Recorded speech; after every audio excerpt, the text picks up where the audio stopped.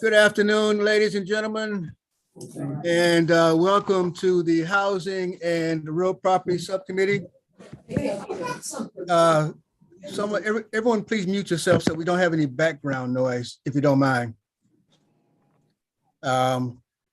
So we're here today in the Housing and Real Property Subcommittee. You've all been sent a list of bills that we're going to be discussing. Your list included HB 107, HB 140, HB 1052, HB 1097, and HB 1147. I'd like to amend this list to remove HB 1097 from today's list because HB 1097 is a task force bill, and all task force bills in the Environment and Transportation Committee will be heard later this week. So instead of having 1, 2, 3, 4, 5 bills today, we're only going to have 4. Only, he says. So let us start with HB 107. HB 107 is a statewide reserve study bill. And if any of you have been in this committee for at least a week or so, you've probably heard about a statewide reserve study bill ad nauseum. Okay, so there have been a lot of suggested amendments to this bill, the reserve study bill, over the years. And I don't recall how many years in a row I've presented this. I believe it's probably been 5 or 6.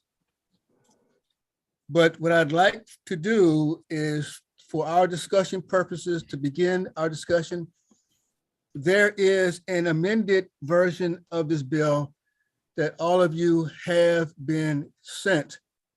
And I'm going to ask Matt to do a screen share of this amended version of the bill, and I'm going to read to you at the very, very, very top of the page of this amended bill. It says HB 107 and /5, and the amendment number is 523626/1, and the date and the time on this bill is March 14th, 2002. At 08 a.m., which gives you an idea how late Matthew has been up and working on this stuff. And you see it right in front of you right now. Okay. So Matthew, if you could make that a little bit larger for some folks like Bill Wyville, who's over 25 years old, that would be great. That good for everyone. You can all see the bill. Looks good, Matt. Thank you. Okay. All right. So this particular amendment, there are 2 sets of amendments, but this particular amendment, I believe, is from Delegate Holmes, and it does 4 things generally. So if you recall from many weeks ago, there was a discussion of a technical amendment that I had pointed out, which would correct a bill drafting error that just changes some dates, updates them in line with other updated dates in the bill. And Matthew, as you talk about these amendments, go to the page and the line number where you're discussing them so that makes sure everyone understands exactly what it is we're talking about. Certainly. So that might require me to do a little hopping around. That's fine. That's fine. I just want to alert you to it. It's going to be a little distracting as things move.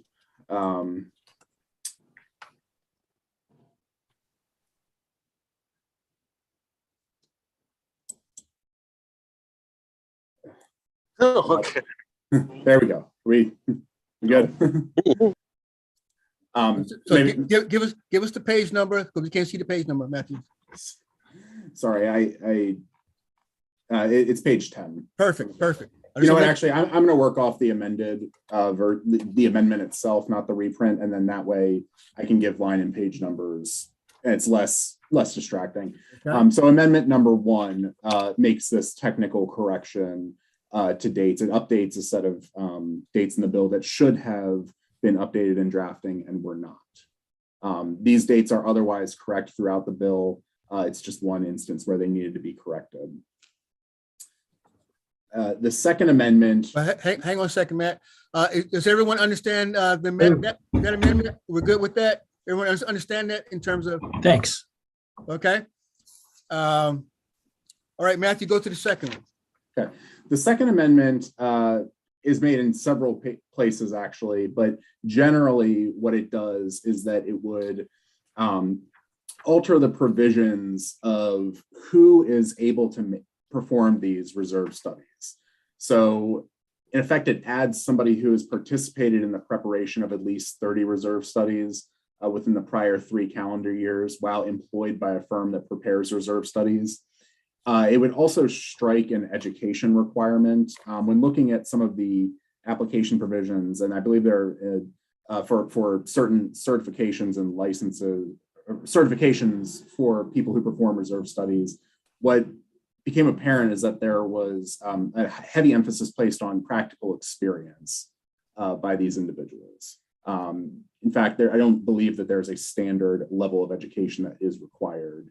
But there certainly is a standard level of number of reserve studies that a person must perform. And if I could hop in here for a minute, Matthew, Sure.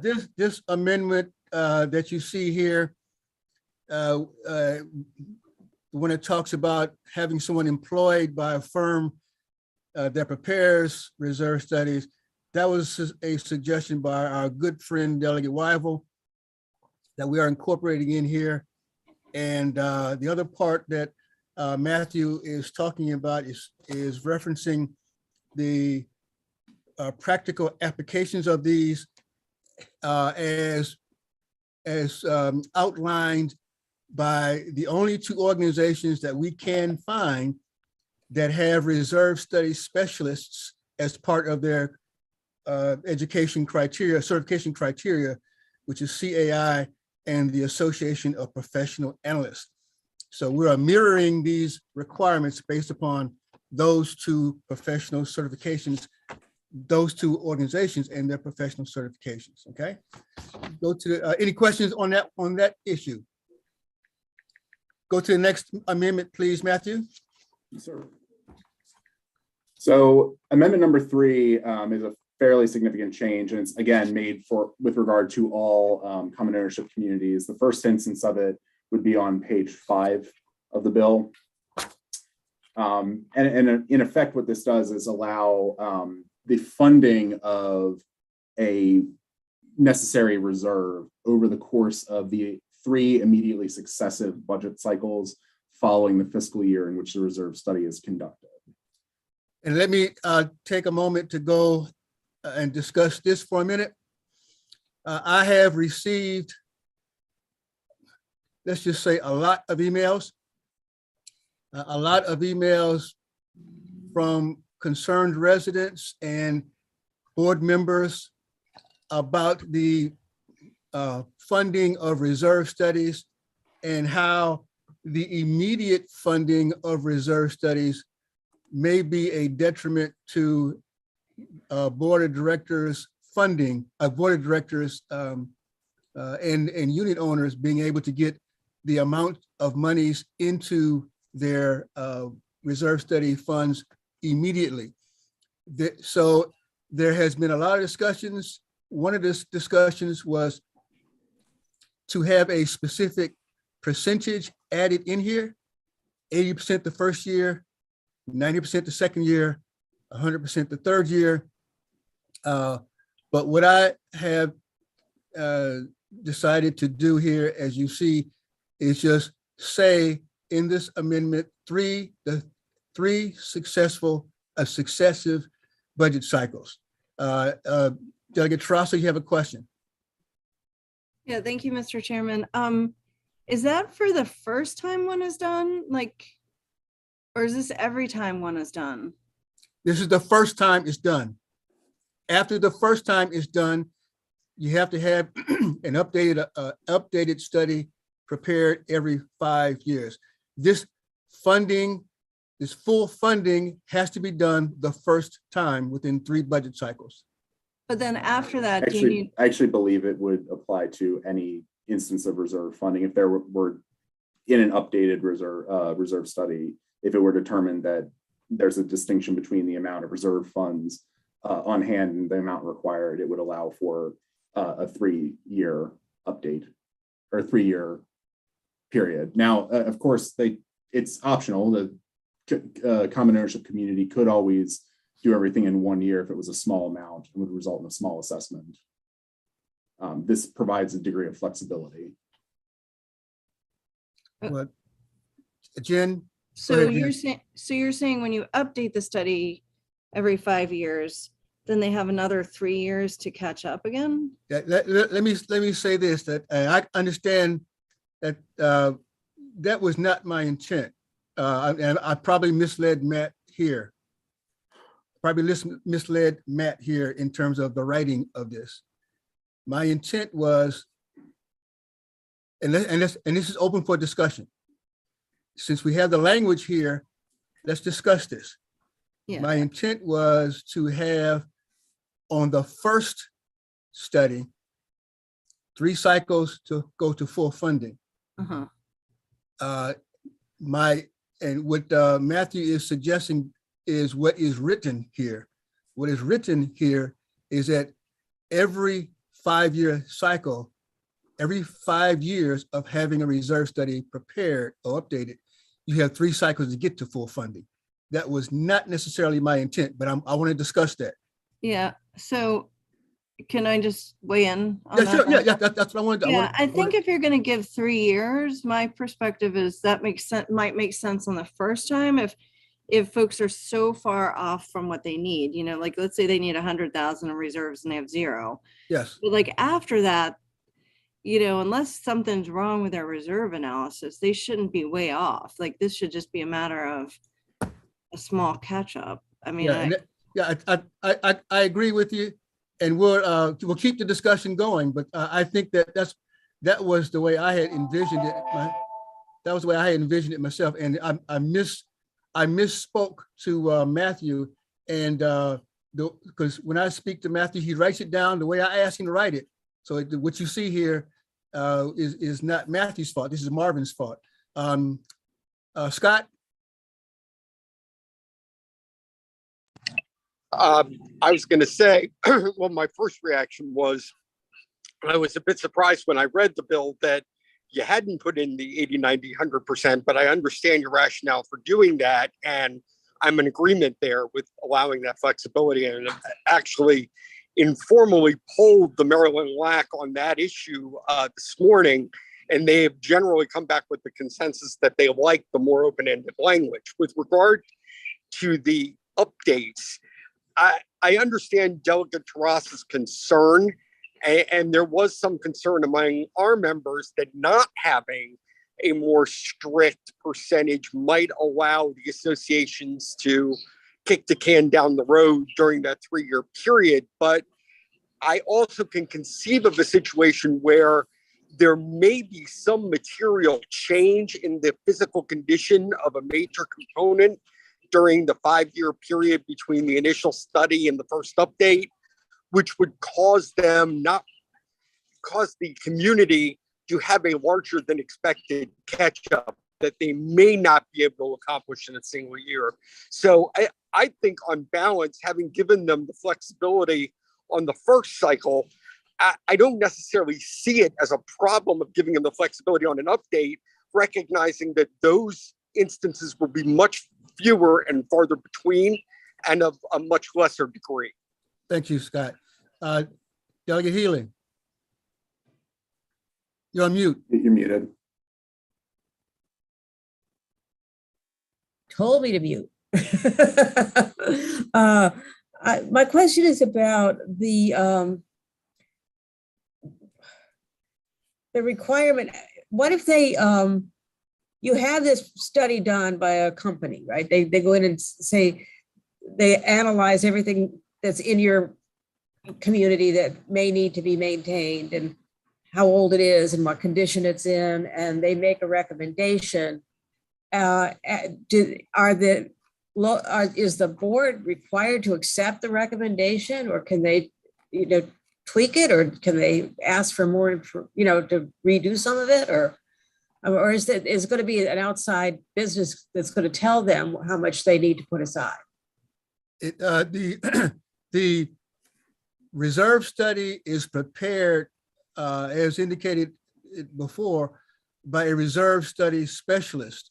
And when a reserve study specialist prepares the reserve study, part of the reserve study that they provide to you gives you an outline on how you can put monies aside for the items that are in the components that need to be addressed. So they tell you, for example, you have a roof. I'm taking a condominium as an example. You have a roof and the lifespan of that roof is 30 years. You have used up 10 years of that 30-year lifespan. You now have 20 years with which to put money aside to get a new roof. That's how it's done. Okay. So would there be, but are they required to accept what the person who does the study, what they're told that needs to be done? Are they required to accept it? They have to have the monies required to be accepted. I'm not quite. They can get another person to do a study for them. I'm trying to make sure I understand your question totally. They can get another person to get a reserve to do a study for them. If they don't, understand what's being told to them, maybe I'm not answering. Matthew, you have any input into? Maybe I'm not understanding the question totally. I think the bill is silent. So if they have a reserve study performed, then everything's triggered by having the reserve study performed. But if a community were to get multiple reserve studies, then I guess it would be, which I think the bill is silent as to whether or not it's one and done. I think it would allow a group to go and determine, first on the initial selection of which company they would want to go with. Obviously, it doesn't prescribe. I don't think that there's anything in the bill that says you couldn't get a second opinion or pay for a second reserve study or anything to that nature.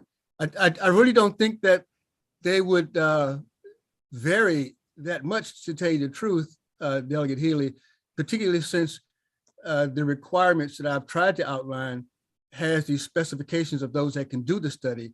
And the two organizations that I'm looking at, their requirements are pretty much the same. Well, I understand that. I'm just thinking about, a board that's reluctant to spend the money or set the money aside, even though, it's one thing to have a study done. These are your problems. This is what the recommended solution is. But it's another thing. Don't they have to act on it and say? Yes, I'm sorry. Now I understand your question. Now I understand your question.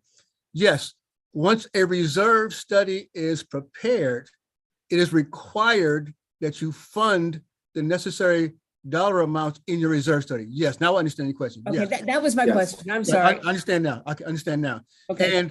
And if the reserve study is not funded, there are no penalty provisions that have applied in this legislation on purpose, because it's hard enough to get it passed without specifying penalties.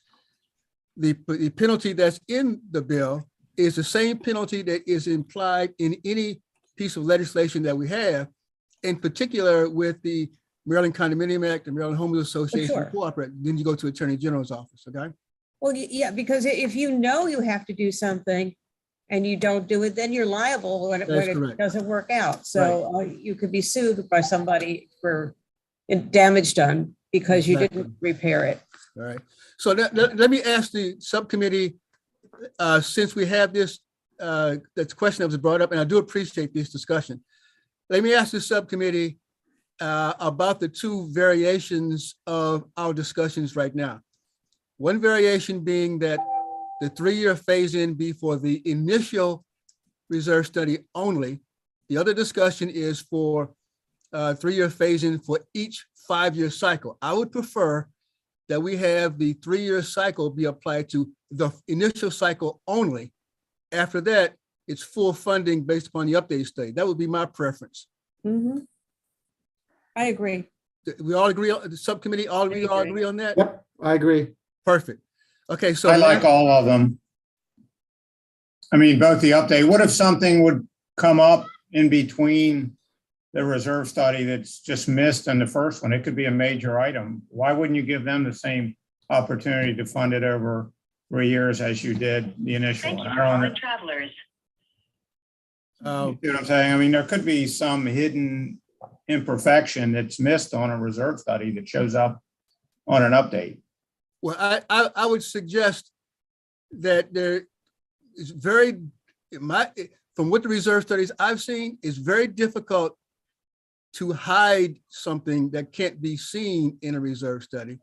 I would suggest that the reserve studies, the ones that I've seen, are pretty complete. So you don't think something like a crack in a foundation or something could appear in 5 years where it wasn't prevalent in the first reserve study? A crack in the foundation could appear, yes. Yes, a crack in the foundation could appear, which in a condominium, obviously. I still think though, Delegate Wyville, I still think that the best methodology for us to go with is the 3-year funding with an initial. I understand you're pushing for it. I'm pushing back against it. I understand. I appreciate this discussion. Delegate Okay. Trassa?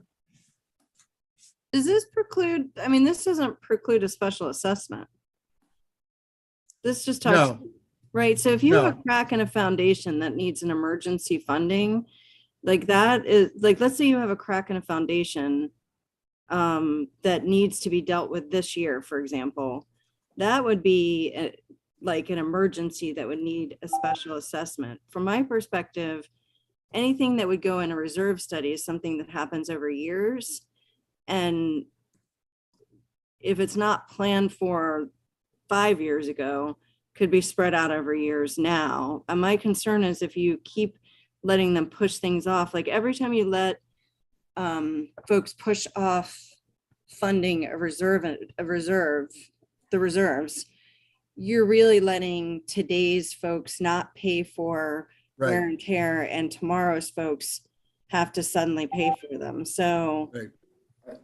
as long as they have an ability to deal with an emergency, like I share your concern about a crack in the pavement. Obviously, we wouldn't want them not to be able to deal with that, but I think that that is dealt with on an emergency basis. Yeah, and I'm still pushing for the 3 successful cycles on the first reserve study only. Wyville? Yeah, my question is, aren't all of these going to be funded through a special assessment? I mean, No, aren't your- no, they are not funded through.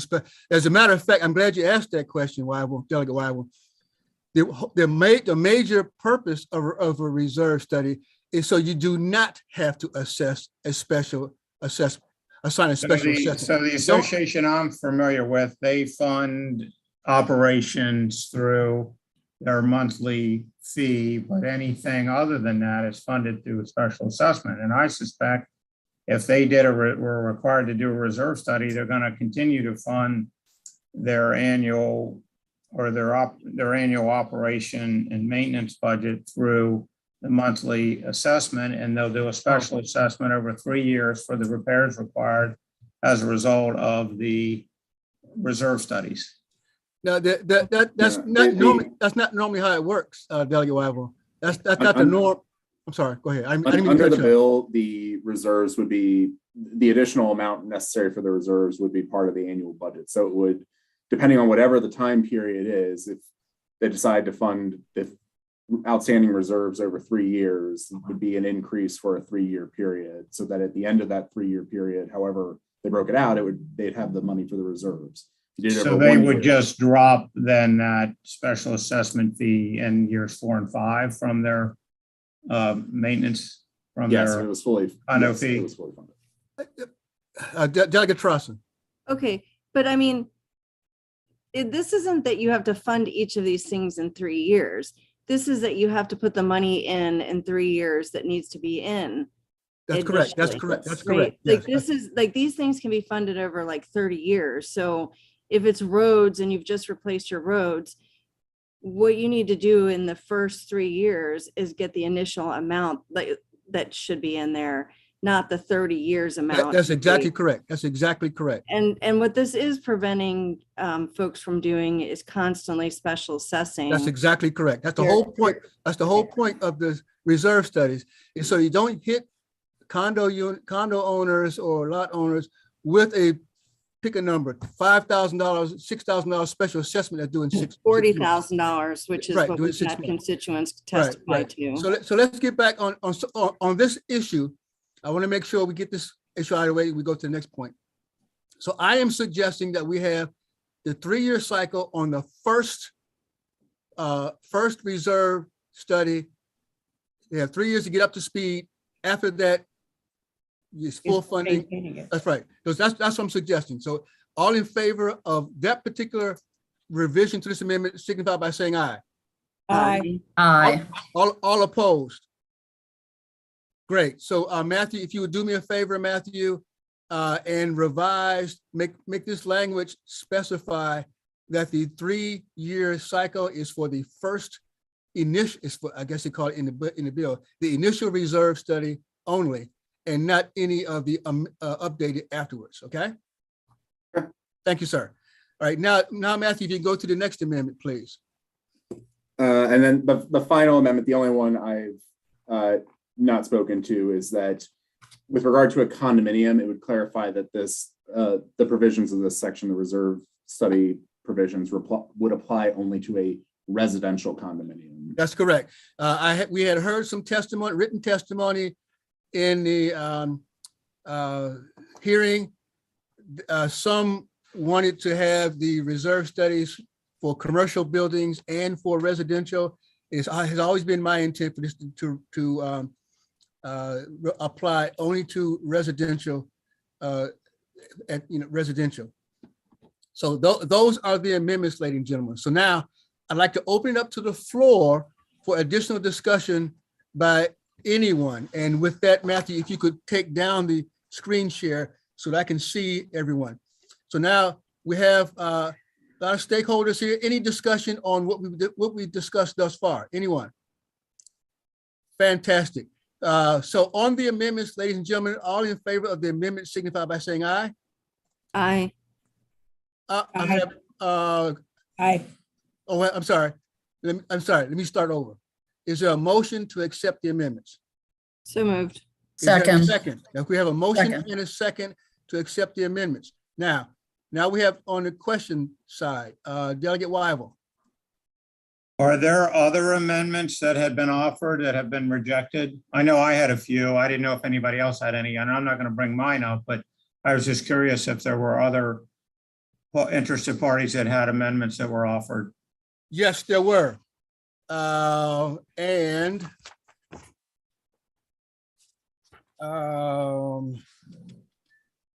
that's yours. Someone had an amendment that suggested that to put on the bill, a repair or replacement value is less than 15% of the operating budget of the association. I rejected that. And that's part of my going to the 3 successive cycles. And that's the only one I recall, Matthew. Was there another one, Matthew, that I'm missing? There were various amendments that were suggested in testimony. The only amendments I've sent out to the committee, as has been the process throughout the year, are amendments that were offered by members. Of course, there are things that were included in testimony suggestions. Thank you. Any other questions on the amendments? Can I see that Tom from CAI had his hand raised when you opened it up before I you thought made his the hand- motion. I don't know if his hand's raised by mistake. Scott, is your hand still raised from the last time? I think it is. Maybe he never. It is. Right. I apologize. All right. Lower hand. Sorry about that. Sheila, I see your hands up. Yeah, so my comment, I'm here with regard to the MBIA group. My concern about the language of the residential condominium, while I like the concept of it being limited to residential, most new projects are mixed use. I'm not sure that that's adequately addressed with respect to the term residential condominium, and I don't think that term's used anywhere else in the Condominium Act. In addition, there are a lot of residential condominiums that are apartments that are just shelf condominiums. They're not being made available for sale to, consumer purchasers. So it would seem that we would want to be more specific, because there may be a condominium that is residential that's operated as a commercial apartment project. And I think we would want to exclude that from this definition of what's considered a residential condominium. So I would propose that the concept is good, but maybe the language needs to be clarified, that it would be, for sale condominiums to consumer purchasers for purposes of, residential housing or something to that effect. So what you're suggesting is that instead of the simple language that is in there of residential, what you're suggesting is condominiums for purchase for residential use or something like that. That's what you're suggesting. Yeah, I haven't come up with language at the moment, but just Okay. reading it, I didn't see this amendment till just now. But I don't think that language is achieving exactly what it's proposed to be. I think that, and that's fine. What I'm going to ask, ladies and gentlemen, I'm sorry, Delegate Terrassa. I'm just trying to understand what the ownership scheme is. I don't mean scheme in a bad way. I just mean the scheme, like meaning the type of ownership that you're talking about. So there's a condominium association where the building is condoized so that the residential and the rest of it is divided into condominium. Well, let me give an example. Over in there's a large community over in Prince George's County, over off of Branch Avenue, and it is condominiums, residential, and at the lower level there are condominiums for commercial use. Okay, both of them are condominiums in their definition. They each, however, have their own separate condominium boards, except for the over umbrella board. But there are condominiums for commercial at the lower level and condominiums for residential on the upper level.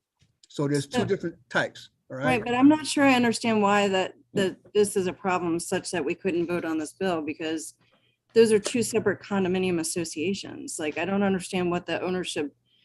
It's not necessarily, that's not necessarily the case. So there could be a mixed use project that has a residential and a commercial component. There's also the possibility that it's a master condominium that has a residential apartment in one bulk unit and commercial in another. And for all intents and purposes, it is actually a commercial project and not, but it is being used for residential apartments, not necessarily for sale condominiums. I mean, there's a lot of different ownership structures that could exist that are different than individual residential units that are made available for purchase by consumers or homeowners. And I think that you're intending to get to the homeowner type of ownership in a condominium. And I don't know that the language you have will get there. I think it's going to be used to be different. It could be interpreted much differently than I think what the intent is. And so I'm just suggesting that the language should be clarified to address situations such as master condominiums that, really have a bulk unit for situations or addressing situations where there's a mixed use project, and those where there is a shelf condominium, that the condominium is created, it's recorded, and then ultimately the developer does not sell the units to purchasers and owns them as apartments. I understand. Okay. I think what I'm going to suggest, though, I think I want to leave it the way it is, as specifying as residential. I think I want to leave it the way it is in this particular piece of legislation. So we have before us the amendments. And another question, Delegate Wyville. Yeah, just a question of process. Are you planning on voting on the entire bill today, or? Yeah, that was my gonna vote on the intention, yes. amendments and then move it tomorrow? Because my intention is to vote on the amendments and the bill today, yes. All right, I was just hoping to have some time to look at everything after the amendments were adopted, that's all. Well, you have the bill with the amendments in it. That's what Matthew was just reading from. You have that. So anyway, we're on the amendments. All right, All in favor of the amendment signify by saying aye. Aye. Aye. All opposed, say no. Let me just clarify that the one change there was that the first study yeah, I'm only sorry. would be Yes, I'm funded so on sorry. the 3 cycles. You're right. You're right, Matthew. And thanks for bringing it up to me. You're correct. Let's go back and first clarify the first amendment in that the 3-year cycle is applicable to the initial reserve study only. Is there a motion for that amendment? And a So moved. second, any questions on that amendment? All in favor of that amendment, meaning that the 3-year cycle is intended for the first initial reserve study only. All in favor of that amendment, signify by saying aye. Aye. All opposed, say no. Fantastic. Now, all the other amendments that we have already gone through. Can I have a motion on those amendments, please? So move. Is there a second? Second. Any questions on the other amendments? Fantastic. Any, all in favor of the amendments, signify by saying aye. Aye. Aye. Opposed, no. we voting on amendments or the bill? Bill. Right now, No, we're the voting on all the You said other amendments, All the the other amended amendments. bill. Yeah, the amendments first. And then we're going to vote on the amended bill. Okay, so this is on the amendments. This is on the amendments. Yeah. All right, thank you. All right. So all in favor of the amendment signify by saying aye. Aye. All opposed, say no. Now the bill as amended is before us. Can I get a motion favorable for the bill? So favorable. Is there a second? Second. Any discussion on the amended bill before us? All in favor signify by saying aye. Aye. All opposed, no. I vote no.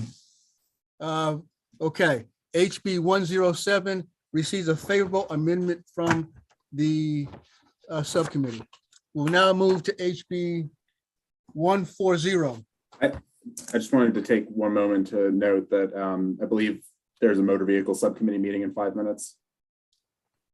Yep. The subcommittee might want to consider taking up HB 1147. That bill had an amendment, but I believe it was something worked out between the sponsors and the. Yeah, okay, yep, okay. EFH, I know you're muted. I think you just tried to say something, but I'm sorry? Thank you. Thanks, Matt. Yeah, Marvin, you said 4:30 and I gave you the 4:45. Nothing. Oh. All right. Meeting adjourned. We'll come back tomorrow. Bye. Aye. Thank you.